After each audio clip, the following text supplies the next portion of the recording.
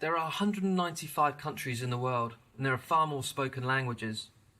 The answers vary quite a bit, but according to the Summer Institute of Linguistics in 2009, there were 6,909 languages, which is pretty amazing and far more than I would have thought, and this makes our world a wonderfully diverse place. But what is language? What is language learning? And what is language teaching? These are the three questions I'll try and answer and give a personal definition of in this video. Scientists and philosophers have been studying language for hundreds of years, and it has been defined in a wide variety of ways. Before starting this course, I had never really thought in depth about what language actually is, but I have always been curious about how language developed. Before, I would have simply defined language as the way we communicate through a combination of words and sounds. So in that sense, other animals have their own language, as it's unique within their community. René Descartes once wrote, "There is no other animal that is perfect and fortunately situated that can put words together in a manner to convey their thoughts." So let's take whales, dolphins and monkeys for example. They all have very distinct sounds for communication, but animals are not as versatile with their language, and what sets humans aside and separate from the animal kingdom is the ability to continuously produce and create new language, and use it in a range of contexts. Human language has also been the main reason why we have been able to dominate the animal kingdom, and it is first thought to have developed around 100,000 years ago, so people could communicate and shape the community. Henry Sweet once defined language as the expression of ideas by means of speech sounds combined into words. Words are combined into sentences, this combination answering to that of ideas into thoughts. Language interacts in every aspect of our lives, and it doesn't only consist of speech, I think. Tone of voice and accent also play a role, and not only this, but also gestures and writing.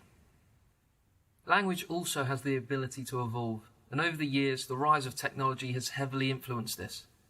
Writing is a technology, and it is first thought to have begun around 5,500 years ago. And as there have been advances in technology, it has shaped the way we communicate today. Language is a fundamental part of our society and our culture, which defines us as human beings, and it is the essence of our personal identity. But this can have a negative effect, as it can make people judgmental and hold prejudiced views about where people are from, their education, or the way they speak. So, how would I personally define language? Language is a system which requires a combination of voluntary, psychological and physiological human responses which generate thought, sound, movement and symbols in order to transmit information and communicate thoughts and feelings which shape society and relationships. Okay, language learning.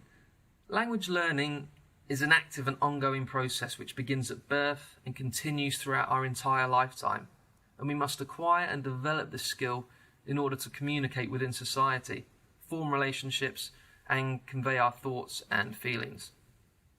From birth, we develop language informally through interaction with our family, and later we begin to understand specific rules in the language through life experiences and education.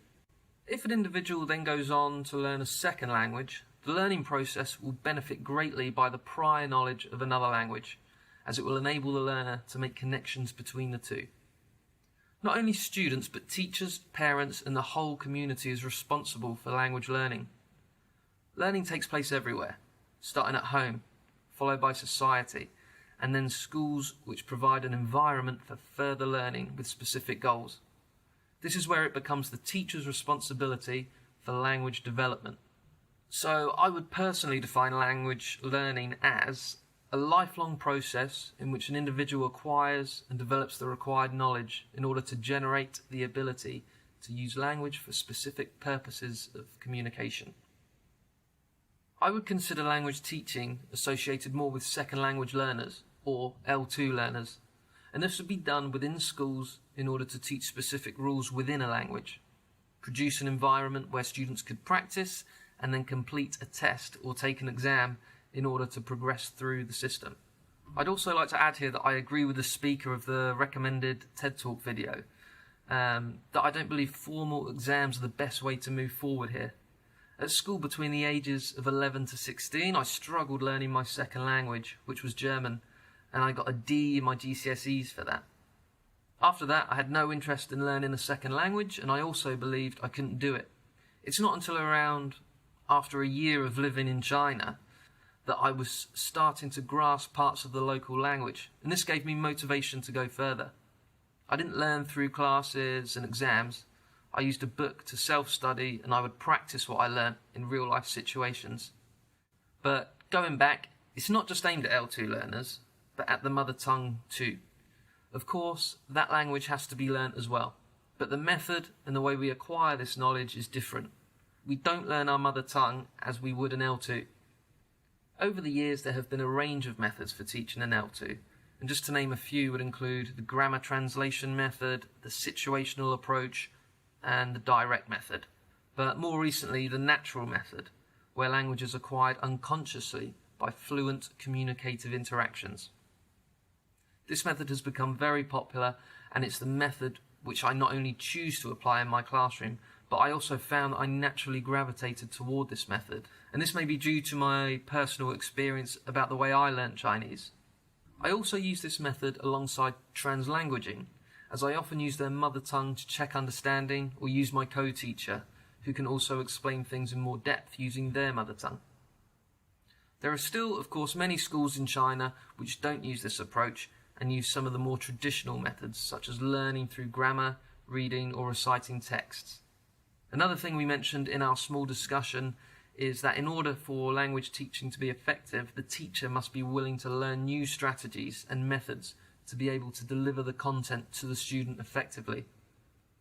So I would define language teaching as the responsibility of an educator to create an environment which will facilitate and encourage students to practice and produce language, resulting in the learner being able to use the language learned for a specific need in real-life situations or to meet certain criteria, such as an exam.